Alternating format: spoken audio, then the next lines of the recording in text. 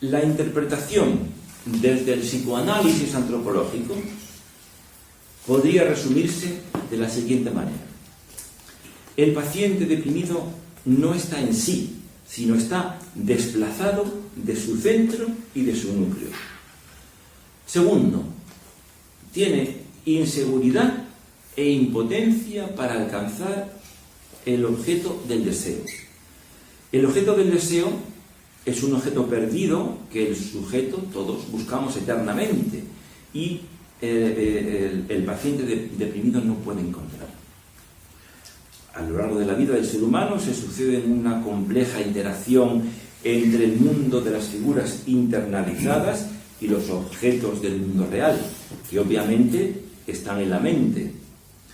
Los objetos internos de cualquier ser humano más importantes son los que derivan de los padres, en particular de la madre, y del pecho en el que el recién nacido proyectaba los aspectos relativos a su amor o a su odio. Tercero, tener una percepción emocional negativa del entorno vivido como hostil. Cuatro, tener vivencia de la propia debilidad ante tareas del existir. Quinto, tener una agresividad difusa pero revertida contra sí mismo.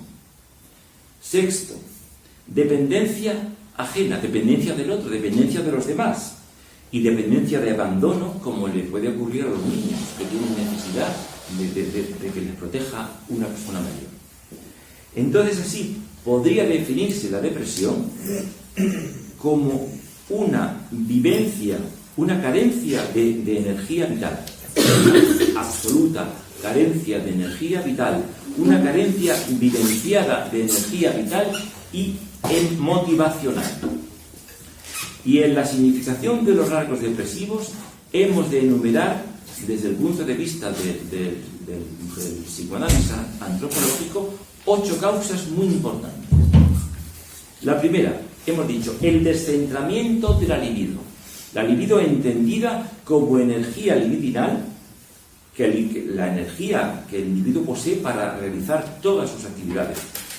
Entonces, esta libido se proyecta masivamente hacia el fuera, con lo cual no le queda energía dentro a la persona. Segundo, represión o marginación material de la energía en zonas de la personalidad no disponibles. Tercero, una oralidad masivamente insatisfecha.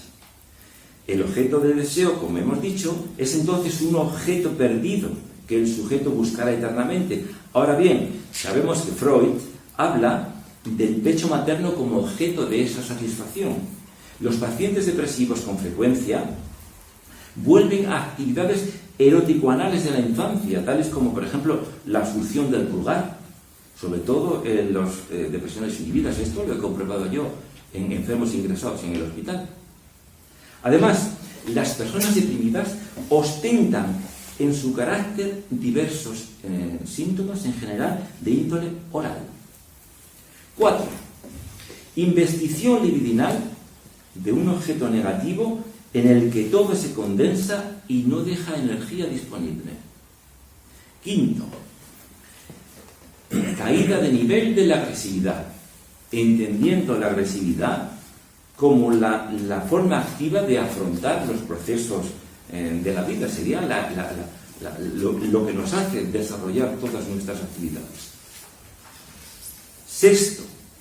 Vacío repentino de identidad, es decir, como si se dejara de ser uno mismo libre y adulto para ser algo difuso. 7. Vivenciarse como objeto deseante no deseado. Es la soledad metafísica. Y 8, el objeto del deseo en el deprimido está ausente o inflado y su logro siempre frustra y decepciona. Y eso genera ansiedad. La depresión sería la vertiente blanda de la ansiedad y la ansiedad, sin embargo, es mucho más tensa. Y así se establece una dialéctica entre el yo y el objeto de su deseo. De modo que unas veces es el yo el que se empobrece y otras el objeto del deseo lo que se empobrece, vacía y atrae tal cantidad de libido que termina por vaciar al sujeto.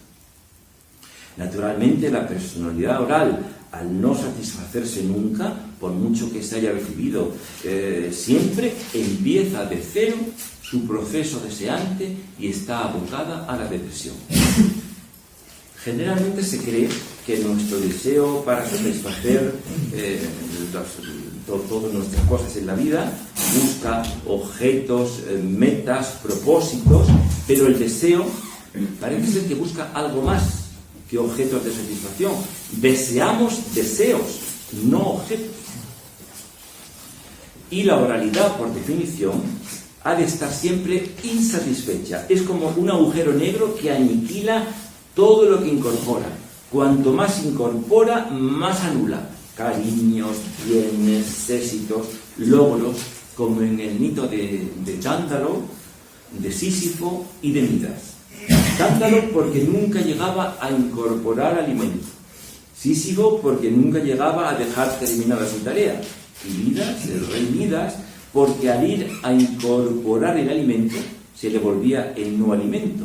Y cuanto más rico se volvía, más hambre biológica tenía. Y si todo esto se pone en el fuera y el objeto externo siempre se infla invistiéndole el valor absoluto, siempre se vive el propio sujeto como nulo y vacío. Y esto es necesariamente depresivo si se produce una caída de la agresividad, entendida la agresividad como ser capaz de emprender, de intervenir activamente en los procesos de su mundo. Y al faltar esta agresividad, falta el elemento dinámico de relación con el mundo del paciente depresivo, y el efecto de todo ello es necesariamente depresivo. Y finalmente, el ser objeto deseante, no deseado, es la situación más paradójica de todas, porque pone ante la vista lo desesperante y desesperanzado de su condición de sujeto. El sujeto no se vivencia como tal, ni se procura su objeto de su deseo. Por eso se tiene y se existe en función del otro, y no se es independiente ni seguro, y se expresa de un miedo generalizado por no llegar nunca a ser deseado, o porque el otro retire su deseo, que es lo que le da el ser a estas personalidades depresivas: ser deseante sin sujeto.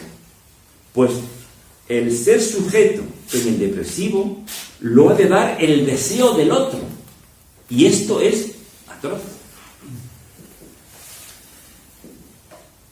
Otros efectos no sintomáticos, quiero decir que no son síntomas que estén relacionados con lo que hemos explicado antes, sería la descoordinación de los comportamientos, completamente descoordinados, la timidez, la inseguridad, por supuesto, la falta de memoria y las limitaciones de la inteligencia, siendo personas muy lúcidas, muy inteligentes, la desorientación y los actos fallidos, sobre todo golpearse inadvertidamente con las esquinas de los muebles, o resbalar y torcerse tobillos, o dislocarse muñecas.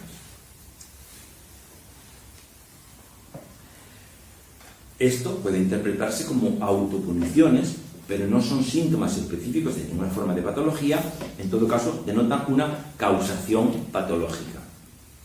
También un bloqueo energético, como hemos explicado, la desconexión con la realidad, la pérdida de la propia identidad, la desproporción entre reacciones emocionales a hechos reales, la desarticulación del tiempo, del espacio y de la acción, la inflamación de los deseos, la comunicación paradójica y el desplazamiento del interés en forma de miedo o fijación física, la defensa rígida contra irrealidades, la lexitimia, que es, como hemos dicho antes, la incapacidad de hacer coincidir las acciones con las emociones, o la catatonía. Algunos pacientes deprimidos están inmóviles, rígidos y mudos. Y por último, singularización inconexa de las pulsiones. Todos los impulsos, los deseos, las pulsiones están absolutamente inconexas, no guardan ninguna relación. Todos estos defectos, como he dicho, pueden a su vez también generar otros síntomas específicos en cada caso.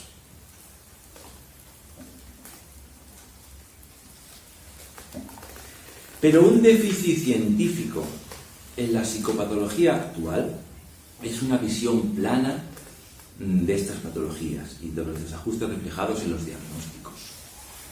Porque no distinguen causas y estructuras, no distinguen síntomas y efectos, y confunden causas y estructuras, causas con efectos y efectos con síntomas, con harto primitivismo y turbación del paciente.